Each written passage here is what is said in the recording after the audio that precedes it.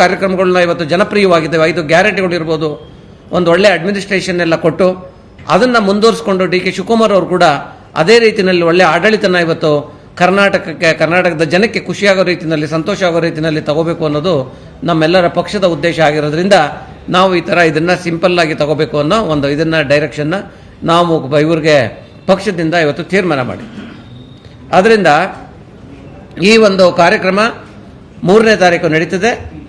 ತಾವೆಲ್ಲ ದಯವಿಟ್ಟು ಇದಕ್ಕೇನು ಜಿಲ್ಲೆವಾರು ಈಗ ಇನ್ನೊಂದೇನು ಈಗ ಆಲ್ರೆಡಿ ತೀರ್ಮಾನ ಮಾಡಿದ್ದೀವಿ ಪಕ್ಷದಿಂದ ಅಂತ ಅಂದರೆ, ಈ ಪ್ರಮಾಣ ವಚನ ಸ್ವೀಕಾರ ಮಾಡಿದ ನಂತರ ಆಯಾ ಜಿಲ್ಲೆಗಳಿಗೇ ಮುಖ್ಯಮಂತ್ರಿಗಳು, ಹೊಸ ಮುಖ್ಯಮಂತ್ರಿಗಳು ಹೋಗುವಂಥದ್ದು ಕಾರ್ಯಕ್ರಮ.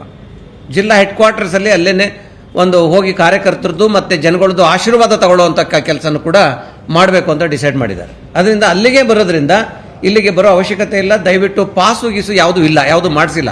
ಕೆಲವು ಇನ್ವಿಟೇಷನ್ ಬಿಟ್ಟರೆ ಶಾಸಕರಿಗೆ ಇವ್ರಿಗೆ ಮಿಕ್ಕಿದ ಯಾರಿಗೂ ಮಾಡಿಸಿಲ್ಲ. ಅದರಿಂದ ಪಾಸು ಅಂತ ಯಾರನ್ನೂ ಕೇಳಕ್ಕೆ ಹೋಗೋದು ಬೇಡ.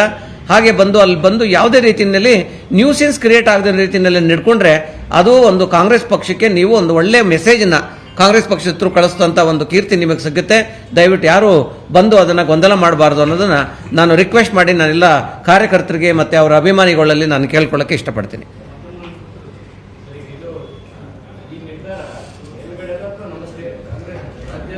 ನಮ್ಮ ರಾಜ್ಯದ ಪಕ್ಷದ ನಿರ್ಧಾರ ಇದು, KPCC ನಿರ್ಧಾರ.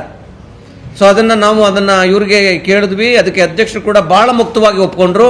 ಇದು ಬಹಳ ಒಳ್ಳೆ ಸಲಹೆ. ಅದರ ಪ್ರಕಾರ ನಾನೊಬ್ಬ KPCC ಅಧ್ಯಕ್ಷನಾಗಿ ಅದನ್ನು ನಾನು ಪಾಲಿಸ್ತೀನಿ ಅಂತ ಕೂಡ ಅವರು ಹೇಳಿ ಅದನ್ನು ಆಲ್ರೆಡಿ ತೀರ್ಮಾನವೂ ಆಗೋಯ್ತು. ಚೆನ್ನಾಗಿದೆಯಲ್ಲ ಇದು ನಿರ್ಧಾರ.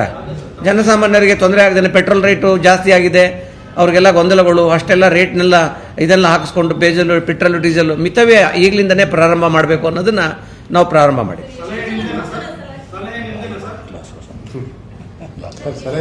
ರಾಜಭವನ ಗ್ಲಾಸ್ ಹೌಸ್ ಸ್ಥಳ, ರಾಜಭವನ ಗ್ಲಾಸ್ ಹೌಸ್ ಸ್ಥಳ, ರಾಜಭವನ ಗ್ಲಾಸ್ ಹೌಸ್.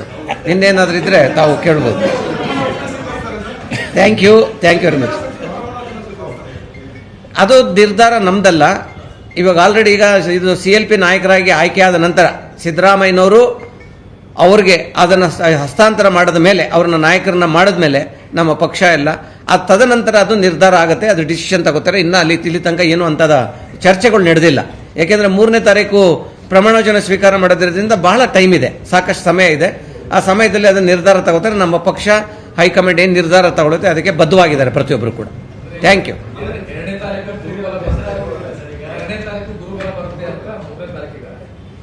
ಗುರು ಯಾರು?